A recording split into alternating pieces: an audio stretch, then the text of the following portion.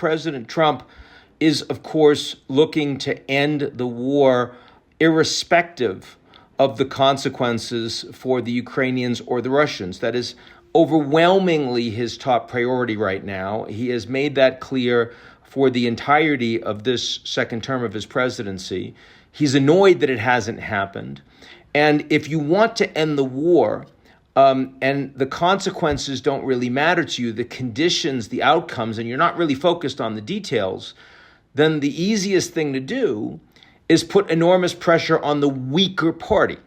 And the weaker party is, of course, overwhelmingly Ukraine, not only because they have the smaller economy and the smaller fighting force, but also particularly because they're caught up in a significant corruption scandal, which is real and which has just taken the scalp of Andriy Yermak, who was the chief of staff and was critically important, not just for domestic political stability and wrangling factions, but also in terms of negotiations. So Trump and his team understand that Zelensky is in a weaker position now, and so pressing the Ukrainians harder is more likely to lead to an outcome than pressing the Russians harder, and that's what they're all about. Now, this incenses the Europeans, who are providing immense amounts of support for Ukraine now. I mean, overwhelmingly, the money that Ukraine is getting internationally is coming from Europe, and virtually none is coming at this point from American taxpayers, which is important for Americans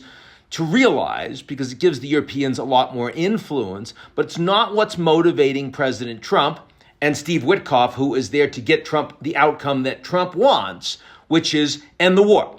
Now, Russia, knowing that they are in a much stronger position now, is not trying to put forward a deal that the Ukrainians might accept, not at all.